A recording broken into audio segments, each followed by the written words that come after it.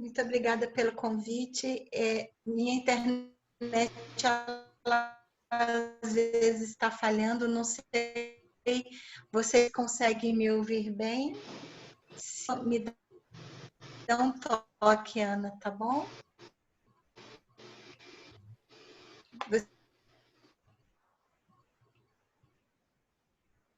Vocês me ouvem? Eu não, Um pouquinho de falha, um pouquinho de trava, vai um pouquinho travado, mas não cortou. Tá? Dá para ouvir. Cortou muito? Tira a imagem também. Não, só... Quer que eu tire? Será que se eu tirar o vídeo vai melhorar? Provavelmente. Não tire. Tira não. Tá bom. Olha só, a história que vou compartilhar hoje, certamente a maioria conhece, mas é sempre bom a gente ouvir novamente, né? A gente aprende mais, a gente tem a oportunidade de refletir um pouco mais. São sobre dois personagens muito especiais. Um personagem é o nosso amado mestre Abdu'l-Bahá, né? Lança o modo de vida que nós devemos sempre buscar, o amado mestre. Eu coloquei essa foto porque essa é uma das fotos de Abdu'l-Bahá que eu mais gosto, né? Que eu mais aprecio das fotos dele. Vocês conseguem ver bem? Sim. Sim. E a outra personagem chama-se Lua Getzinger. Esse é o livro que conta a história dela. Aqui, ela era uma atriz em Chicago, né? Essa é uma foto na época em que ela ainda estava nos Estados Unidos e era uma famosa atriz. E aqui com um manto, com a roupa que depois o próprio Abdu'l-Bahá desenhou para ela usar nas suas viagens de ensino. Então, Lua Getzinger foi uma das primeiras Bahás ocidentais e ela estava entre o primeiro grupo de Bahás que foram em peregrinação visitar Abdu'l-Bahá na cidade de prisão em Aca, em dezembro de 1898. Então, vou falar uma história que envolve esses dois personagens. Então, Abdu'l-Bahá, ele sabemos que ele junto com Bahá'u'lláh, por Bahá'u'lláh ser um manifestante de Deus e toda a sua família, eles foram mandados para a cidade de prisão de Aca, né? E durante muito tempo a família sagrada viveu dentro da própria prisão, Bahá'u'lláh. E depois, depois foi permitido transitar fora da prisão em si. Dentro que Aca, quem já conheceu ou futuramente vai conhecer em peregrinação, é uma cidade-prisão, né? Uma cidade-fortaleza. E Abdu'l-Bahá, ele tinha encargos muito pesados, muitas responsabilidades, porque ele assumiu para si as muitas responsabilidades de contatar as pessoas, de todos que vinham para ver Bahá'u'lláh, quando Bahá'u'lláh já podia receber visitas, né, na cidade de prisão, e depois quando Bahá'u'lláh também saiu da cidade de prisão, ficou em Masrael e em Bardi depois. Mas Abdu'l-Bahá tinha muitas responsabilidades, toda aquela comunidade de Bahás que moravam ali também. Mas Abdu'l-Bahá, ele todos os dias, constantemente, ele tinha por hábito visitar os pobres e as pessoas enfermas da cidade de prisão de Aca. Ele fazia isso sempre. Inclusive, ele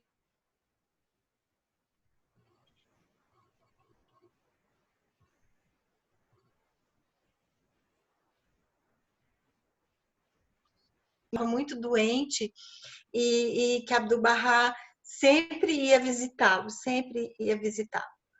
Um dia, e ele sempre tratava mal Abdu'l-Bahá. E um dia Abdu'l-Bahá, passando pelas ruas, esse homem, ele costumava jogar lixo em cima de Abdu'l-Bahá. Um dia Abdu'l-Bahá passou e esse homem não jogou lixo mais. Aí Abdu'l-Bahá ficou muito preocupado, o que será que aconteceu com ele? Aí mandou um outro Bahá'í lá ver o que tinha acontecido e soube que esse homem estava doente. Então, Abdu'l-Bahá mandou alguém lá e foi lá e visitou e cuidou desse homem até que ele ficasse bem de saúde. Então, esse era nosso amado mestre, né, que Bahá'u'lláh diz que é o nosso exemplo, né, de que nós temos que seguir. Tem um relato de um médico inglês que não era Bahá'í, e ele conheceu Abdu'l-Bahá em Aca, e eu vou ler para vocês. Vocês estão conseguindo me ouvir bem? Digam sim ou não. Sim. Ótimo, que bom. Então, o nome desse médico era Dr. Phelps, né? Então, ele ficou tão comovido pela semelhança que ele observava entre a vida de Abdu'l-Bahá e a vida de Cristo. E ele escreveu uma descrição sobre o que ele observava de Abdu'l-Bahá. Ele havia visto Abdu'l-Bahá muitas vezes nas ruas da antiga cidade de Aca, caminhando por ali, ajudando as pessoas. E aí ele escreveu um livro inteiro sobre Abdu'l-Bahá. Em uma ocasião, esse Dr. Phelps escreveu que em um dia típico na vida de Abdu'l-Bahá, como era o dia na vida de Abdu'l-Bahá? Pode-se ver os pobres de Acas reunidos em uma das lojas, onde são vendidas roupas, recebendo mantos do mestre. Sobre muitos, especialmente os mais enfermos ou os inválidos, ele mesmo coloca os trajes, ajustando-os, dando sua aprovação, como se dissesse: aqui está, agora você está bem. Em dias de festa, ele visita os pobres em suas casas, conversa com eles, pergunta-lhes sobre sua saúde e conforto, menciona pelo nome daqueles que estão ausentes e deixa presentes para todos. Ele próprio, Abdu'l-Bahá, se alimenta somente uma vez ao dia, bastando-lhe somente pão. Seu quarto é pequeno e despojado, com uma esteira colocada sobre o chão de pedra. O hábito é dormir sobre este chão. Esse é o Dr. Phelps que está relatando.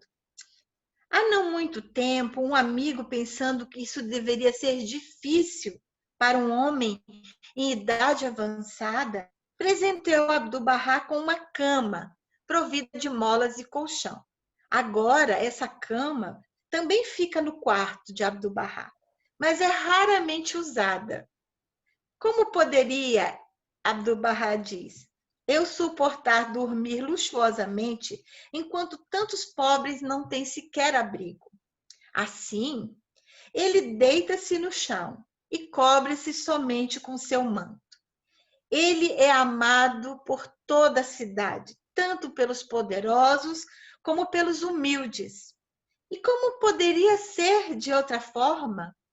Para este homem é lei, assim como era para Jesus de Nazaré, fazer o bem para aqueles que o prejudicam. Este mestre, tão simples quanto sua alma, é tão simples quanto sua alma é grandiosa. Ele não pede nada para si mesmo, nem conforto, nem honra, nem repouso. 3 ou 4 horas de sono lhe são suficientes. Todo o restante de seu tempo e toda a sua energia são despendidos em socorrer aqueles que sofrem, em espírito ou em corpo. Eu sou, ele diz, eu sou o servo de Deus. Então, achei lindo esse relato de uma pessoa que conhecia Abdu'l-Bahá, que não era Bahá'í, e podia observar, né, essas qualidades nele. Então, voltamos Abdu'l-Bahá e Lua Getz. Então, como eu falei, a Lua Getz era uma das primeiras, esteve no primeiro grupo de Bahá'ís ocidentais que visitaram Abdu'l-Bahá em Aca. E eles foram em peregrinação à cidade-prisão. E a Lua, como eu falei, ela era uma atriz, então ela foi totalmente transformada com os ensinamentos da fé e o seu contato com Abdu'l-Bahá. E o maior desejo desejo do coração de Lua era seguir os passos de Abdu'l-Bahá, era ser como ele, fazer o que ele fazia. Aí um dia ela insistia com o mestre: como eu posso servi-lo? Eu quero fazer o trabalho que o senhor faz. E um dia Abdu'l-Bahá chamou e falou assim: olha, tem uma pessoa que eu costumo visitar sempre, que hoje eu não vou poder ir. Então, eu gostaria que você fizesse essa visita em meu lugar. Então, Lua ficou muito feliz, muito orgulhosa, e falou: que bom, agora eu vou poder fazer um trabalho, um serviço que o mestre faz. E ela foi para esse lugar, visitar essa pessoa. A cidade prisão de Acre tem lugares muito pobres, muito simples, né? E ela entrou nesse lugar, no quarto desse homem, e a primeira impressão que ela teve, ela ficou chocada, ela ficou apavorada pelo estado do lugar. O lugar era muito sujo, tinha um cheiro horrível, a aparência do homem era muito, muito ruim, ele estava doente, ele cheirava mal, sua roupa cheirava mal, o ambiente todo cheirava mal. Ela ficou tão transtornada, tão chocada com aquela cena, que ela saiu correndo e voltou para encontrar Abdu'l-Bahá com medo de ficar naquele lugar e pegar alguma doença. E quando ela chegou e falou para Abdu'l-Bahá: mestre, o senhor não imagina o lugar que o senhor me mandou. O lugar era terrível, era sujo. Aquele homem estava muito doente, muito sujo. Eu saí correndo de lá, não aguentei ver aquele ambiente tão pobre, tão sujo, tão assim impregnado de um odor ruim. Eu fiquei com medo de pegar uma doença. Aí Abdu'l-Bahá olhou para ela, assim, uma forma amorosa, mas triste, e falou assim: olha, eu faço isso todos os dias, né? Você não pode fazer isso uma única vez em meu lugar. Se o lugar está sujo, limpe-o. Se o homem está sujo, cuide dele, limpe-o também. Se ele está com fome, dê-lhe comida. Enfim, faça o ambiente ficar melhor, né? E aí Abdu'l-Bahá concluiu: se você deseja realmente servir a Deus, você deve servir sinceramente aos seus semelhantes, porque nos seus semelhantes você vê a face de Deus. Então volte lá e cuide dele, limpe o lugar, cuide dele, dele alimento, dele amor, né? E alegre o seu coração, né? E traga aconchego ao seu coração. Era o que Abdu'l-Bahá fazia todos os dias. E queira Deus que Deus nos permita que a gente, em alguma medida, né, a gente possa aprender com esse exemplo de Abdu'l-Bahá e realmente em nossa vida diária, em nosso contato com as pessoas, que a gente possa se preocupar realmente com as outras pessoas como ele se preocupava, né? Realmente, sinceramente, e saber como elas estão e cuidar delas, mesmo esses momentos em que a gente está com de comunicação por causa da pandemia, mas que a gente pense em como que a gente pode alentar os corações.